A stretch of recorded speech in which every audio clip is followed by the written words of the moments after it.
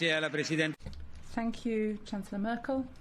I'll now give the floor to the President of the Commission, Ursula von der Leyen. Go ahead, please.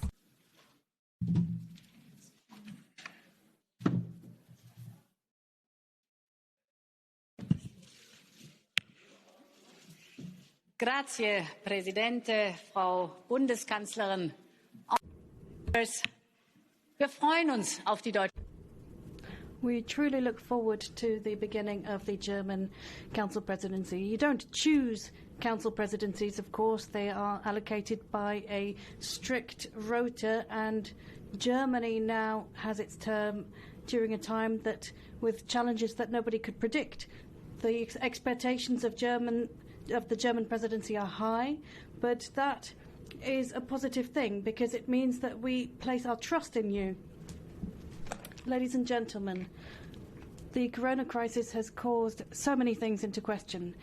On the economic side, the social side, and so many things that we have been taking for granted, the way we perceive ourselves and the way we perceive our relationship with others. And all of this takes place against a backdrop when the structures that have existed for so long are becoming gradually fragile. We are called upon to think about the value of solidarity, community.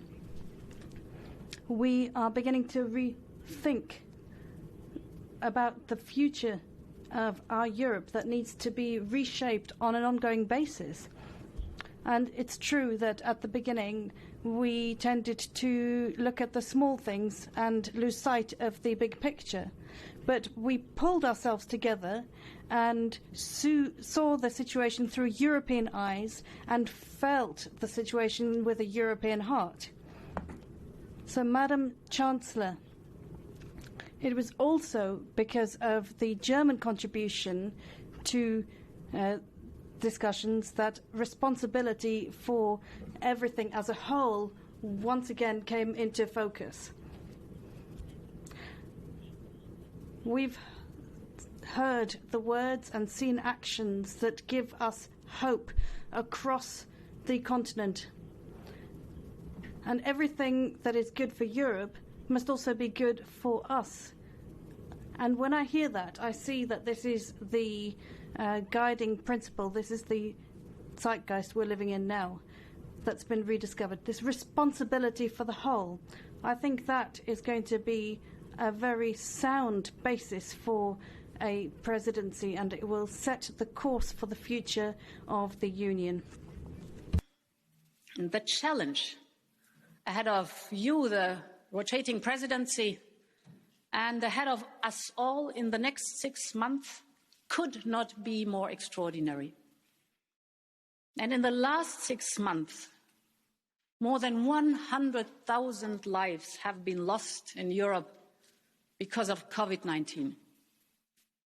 We have entered the worst recession since almost 100 years. The summer forecast from yesterday shows a contraction of more than 8% this year, with only a partial rebound next year.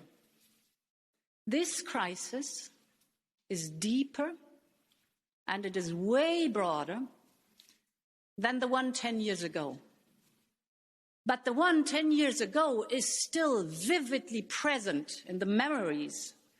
And some of our member states during that crisis endured skyrocketing youth unemployment.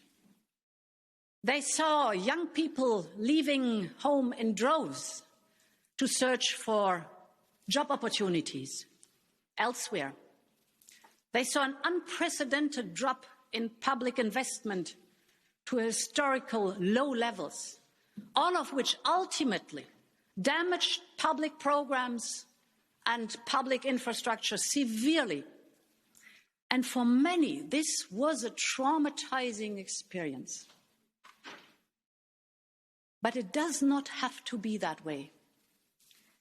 In other parts of our Union, the economy was supported by strong public investment from the very beginning of the crisis. people were able to stay in their jobs. That was when the concept of Kurzarbeit was implemented on a large scale. And this allowed some to come out stronger from the crisis than they went in it. And we should draw lessons from this, and this time we should do it together. If we do it right, we can also emerge stronger from this crisis thanks to a common European purpose and thanks to Next Generation EU.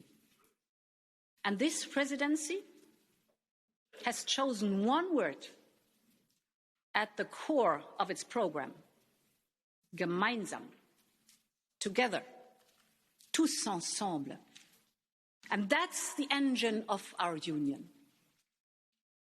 Honourable Members, there are 2 points I want to emphasize. First of all, solidarity means that those who need it get more support. But what it does not intensify is a lack of action. And that is why in Next Generation EU, investment is linked to reforms based on our existing country-specific recommendation in the European semester. And let me tell you, each and every member state has homework to do. There's not one member state that has not country-specific recommendations that should be linked as reforms to the investment. And if we want to come out stronger from this crisis, we must all change for the better. There's not a single member state that is exempted from that. We must all change to the better.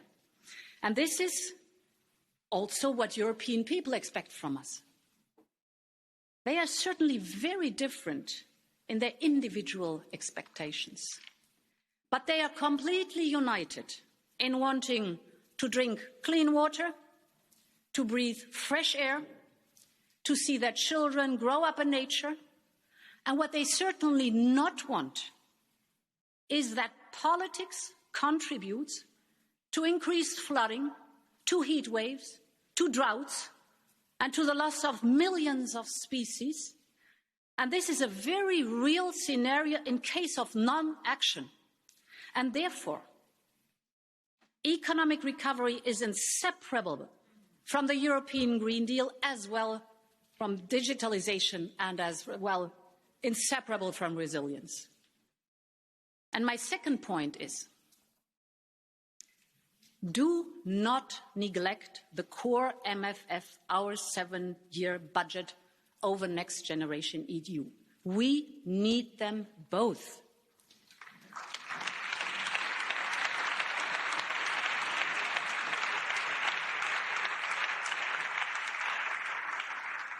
Next Generation EU is for the acute crisis, but the MFF is there to stay. It is the most important tool to implement our long-term goals: research, innovation, migration, foreign policy, security, just to name a few. And these policies need real European added value, and they need a strong 7-year budget to bring all that to life. Honourable Members, all this has to be agreed now, in the next weeks, to clear the path for all the other topics that we want to tackle. By the end of the year, we will have to chart the path towards our goal of a climate-neutral Europe. In September, we will propose the European Union's new 2030 climate target, underpinned by a robust impact assessment. And here, cooperation with the European Parliament and the European Council will be vital. We will also aim to click the digital transition into a higher gear. Et mesdames et messieurs les députés, Honourable Members, over the course of this presidency, we will do our utmost to ensure that an agreement can be reached with the United Kingdom in order to ensure that we can respect the core principles that bind us in Europe.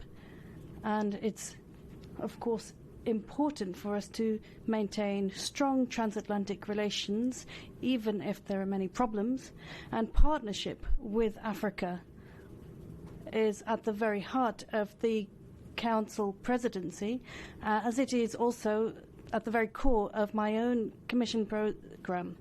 It's at the front line of this virus, but we must show very clearly that our partnership with Africa is not a good time partnership, but that solidarity prevails even when things get tough. And we should continue to work with China to establish a partnership that is more balanced. At long last, the time has come to open a conference on the future of Europe. We all want to get it started as soon as the health conditions are right. And it's for all those reasons that I am truly pleased to be able to count on the experience of Germany, and the Council meeting last week showed us very clearly that this is the time to come together. Relancer l'Europe. Merci beaucoup.